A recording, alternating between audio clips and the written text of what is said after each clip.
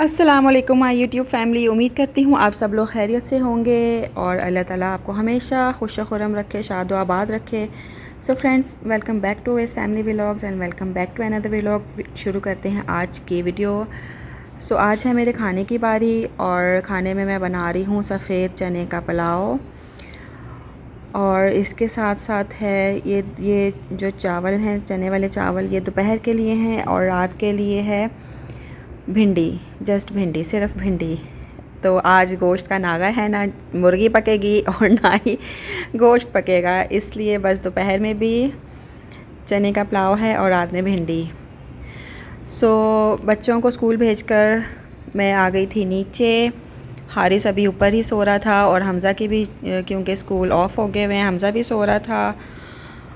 बच्चों का नाश्ता वगैरह बना के ऊपर रख के मैं आ गई हूँ नीचे। फिर मैंने चने जो हैं वो सबसे पहले चने ही बॉईल करने रखे, क्योंकि आजकल पता नहीं किस तरह के चने और दालें वगैरह आ रही हैं कि गलते ही नहीं है। रात भर भी भिगो के रखो तो इनमें काफ़ी टाइम लगता है, तकरीबन 45 मिनट से 1 घंटा लग जाता है चनों को गलने में। और मैं बहुत अच्छे से गलाती हूँ। सख्त चने सख्त होते हैं ना, तो फिर वो ऑयल में जाके बाद में और वो सख्त हो जाते हैं, इसलिए बहुत अच्छे से नरम नरम चने ही अच्छे लगते हैं। सो मैंने सबसे पहले प्याज फ्राई किए हैं उसके, और फ्राई ज़्यादा मैंने ब्राउन नहीं किए, बस लाइट से नॉर्मल से हैं। मैंने थोड़ा सा ज़ीरा डाला है, फिर अदरक लहसुन का पेस्ट फ्रीज़ किया हुआ पड़ा हुआ था, क्योंकि मैंने लहसुन पहले से नहीं छीला, मैं भूल गई थी। ये फिर मैंने फ्रीज़र में देखा तो बड़ा हुआ था फ्रीज़ किया हुआ, फिर मैंने ये ऐड कर दिया है। और आप सब लोग बताएं कैसे दिन गुजर रहे हैं। मैं तो आजकल बहुत ज़्यादा बोर हो रही हूँ, बस सेम रूटीन है, वही सुबह होती है, शाम होती है, ज़िंदगी यूँ ही तमाम होती है। लेकिन अभी ज़िंदगी माशाल्लाह से चल रही है और अल्लाह खैर से चलाता ही रखे। तो कोई ख़ास वो नहीं है, एक्टिविटी नहीं है कि आना जाना भी नहीं है, क्योंकि गर्मी इतनी ज़्यादा है, बाहर कहीं आने जाने का ना दिल ही नहीं करता। और बच्चे भी जो स्कूल से आते हैं, स्कूल से अर्ली ऑफ हो जाता है बच्चों का एग्ज़ाम्स की वजह से, घर पे आते हैं तो बस सारा दिन अंदर इनको रखती हूँ। हमज़ा और हारिस तो बहुत कोशिश करते हैं बाहर जाने की, टेरेस पे जाने की या छत पे जाके क्रिकेट खेलने की, लेकिन मेरी कोशिश होती है कि ये अंदर ही रहें। बाहर बहुत ज़्यादा तपिश है, इतना सेक है जैसे आसमान से आग बरस रही है। सो खैर ये दिन भी इंशाल्लाह ताला गुज़र जाएंगे। बहुत अच्छे दिन भी आते हैं, अच्छा मौसम भी आता है, बहुत अच्छा मौसम गुज़रा है, इंजॉय किया है, बारिशें भी इंजॉय करते हैं। तो ये थोड़े से दिन हैं और गर्मी भी मेरे ख्याल से ज़रूरी होती है। कुछ ऐसी मौसमी सब्ज़ियां हैं, फ्रूट्स वगैरह हैं, तो उनके लिए ज़रूरी होती है। जैसे आम के पकने का सीज़न है तो आमों के लिए भी गर्मी ज़रूरी है। और यहाँ पर मैं पी रही हूँ, मैंने ये पानी में लेमन डाला है क्योंकि गला बहुत ज़्यादा मेरा खुश्क हो रहा था। और कुकिंग करने के साथ साथ फिर अब मैं ज़्यादा से ज़्यादा पानी भी साथ साथ पीती रहती हूँ, फिर डिहाइड्रेशन हो जाती है तो बहुत मसला आता है। और ये देखें कि जो टीवी लाउंज में ऊपर फ़ैन लगा हुआ है ना, ये तो समझे बस नेमत है। किचन से जब भी बाहर निकलते हैं थोड़ी देर के लिए तो मैं ये बिल्कुल नीचे बैठ जाती हूँ।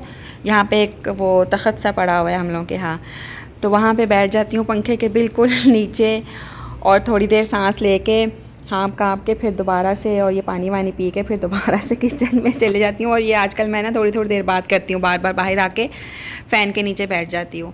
तो चावल बहुत जल्दी भिगोने पड़ते हैं, क्योंकि इनको तकरीबन आधा पौना घंटा पहले ना भिगोना पड़ता है, फिर ये ज़्यादा अच्छे से इनका रिज़ल्ट निकलता है। और ये थोड़ा सा इमली का पल्प है, ये भी मैंने डाला है मसाले के अंदर। मसाला देखें कितना अच्छा हो गया, बिल्कुल घुल मिल गया आपस में। कड़ी पत्ते भी डाले थे, मिर्चें, नमक वमक सब कुछ डाल दिया हुआ, थोड़ी सी इलायची डाली थी। और ये मोटी लाल मिर्चें जो हैं, साबुत लाल मिर्च, वो भी डाली है। और चने काफ़ी टाइम बाद गल गए हैं, बहुत देर प्रेशर लगा, प्रेशर की आवाज़ चिक चिक चिक चिक चिक चिक मुसलसल चलती रही है और चने बहुत अच्छे से गल गए हैं। और ये बहुत ज़्यादा चने हैं, चने इसलिए ज़्यादा भिगोए थे कि फिर ये ना बाद में काम आ जाते हैं, कभी किसी ने चाट खानी हो या वैसे भी किसी का दिल कर रहा हो तो ये हम फिर फ्रीज़र में शॉपर में डाल के, साफ़ सुथरे शॉपर में डाल के फ्रीज़ कर देते हैं। तो फिर जब कभी ज़रूरत पड़ती है तो फिर काम आ जाते हैं। लेकिन मैंने चावलों में भी काफ़ी सारे डाले हैं, क्योंकि मुझे चने बहुत ज़्यादा पसंद है, और चावलों में तो ख़ास तौर पे बहुत ज़्यादा चने होने चाहिए, मटर भी और चने भी।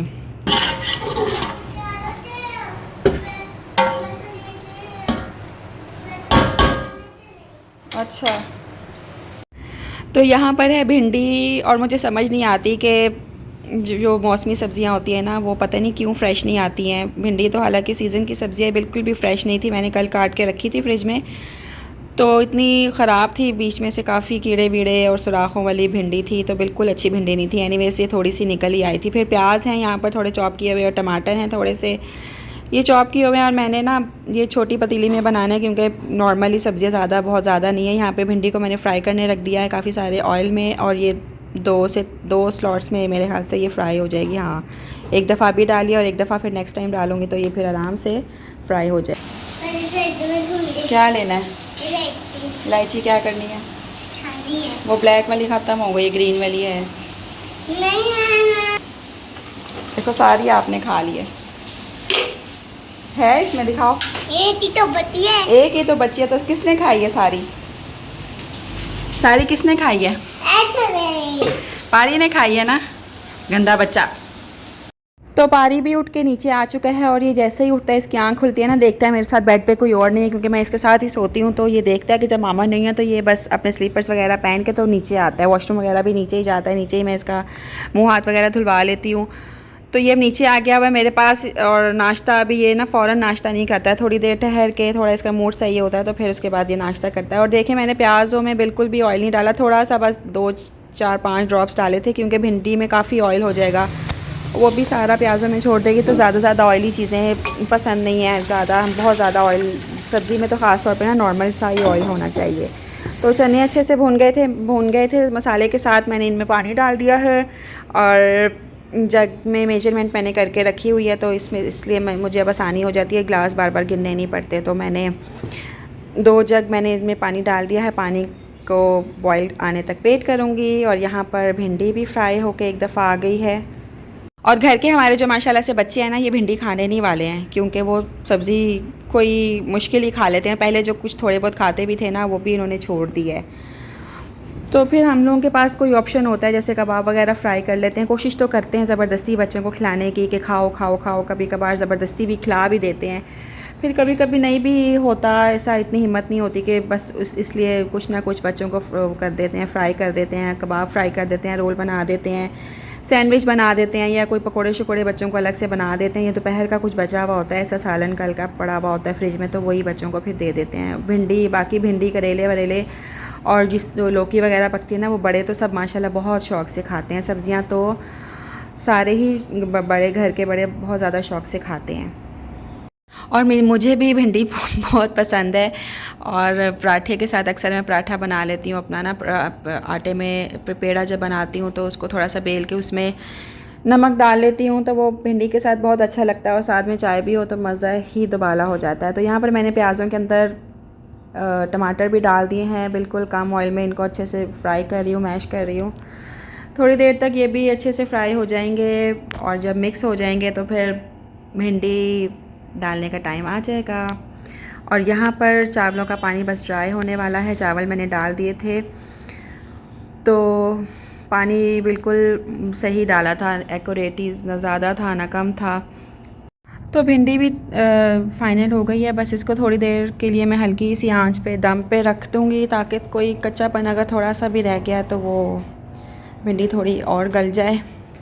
और फिर एंड में मैं इसके ऊपर धनिया और सब्ज़ मिर्चें डाल दूँगी। चावलों को भी दम से उतार दिया है, और अब थोड़ी देर इसका ना मैं कवर इसका खुला रहने दूँगी, ताकि इसमें से स्टीम जो है वो निकल जाए। स्टीम निकल जाती है ना, फिर चावल और ज़्यादा नहीं गलते, नहीं तो स्टीम में और चावल ज़्यादा गल जाते हैं और फिर सारे टूट जाते हैं और आपस में जुड़ जाते हैं। तो जुड़े हुए चावल तो मेरे ख्याल से किसी को भी नहीं पसंद, तो टूटे हुए और ऐसे जैसे वो ढेलियाँ बनी सी होती हैं ना, वो भी अच्छी नहीं लगती हैं। तो अलग अलग चावल हों और गले हुए हों तो वही अच्छे लगते हैं। हमारे घर में भी सबको वैसे ही पसंद है। इसलिए मैं ना ढक्कन थोड़ा सा हटा के ही रखती हूँ थोड़ी देर तक, जब तक मैं अपने बाकी काम कंप्लीट कर लेती हूँ। फिर ऊपर जा रही होती हूँ तो फिर वापस से कवर कर जाती हूँ ठीक से। और पुलाव के साथ रायता भी बनाना है, तो मैंने दही के अंदर ये धनिया पुदीना और एक हरी मिर्च ग्राइंड करके मैंने डाल दी है, और बहुत अच्छे से दही को मिक्स कर लिया है बीटर के साथ। तो मैंने अलग से एक खीरा और थोड़ी सी बंद गोभी और प्याज काट के पहले से रखे हुए थे ड्राई होने के लिए। पानी उनका सारा निकल गया है, तो तो ये भी मैं दही के रायते के अंदर ऐड कर दूँगी। तो हमारे घर जब पुलाव बनता है इस तरह से, चिकन पुलाव बन गया या मटर पुलाव बन गया, चने का पुलाव, तो यही वाला रायता यूज़ करते हैं ज़्यादातर। और जिसने अगर सादा खाना होता है उसके लिए पहले ही अलग निकाल के रख देते हैं। तो फ्रेंड्स, उम्मीद करती हूँ आपको आज का मेरा कुकिंग व्लॉग पसंद आया होगा और चैनल को सब्सक्राइब कर दिया करें प्लीज़। वीडियो को एंड तक देखा करें और ज़्यादा से ज़्यादा शेयर करने की कोशिश किया करें। आप सबका बेहद शुक्रिया। अपना बहुत सारा ख्याल रखिएगा। अल्लाह हाफ़िज़।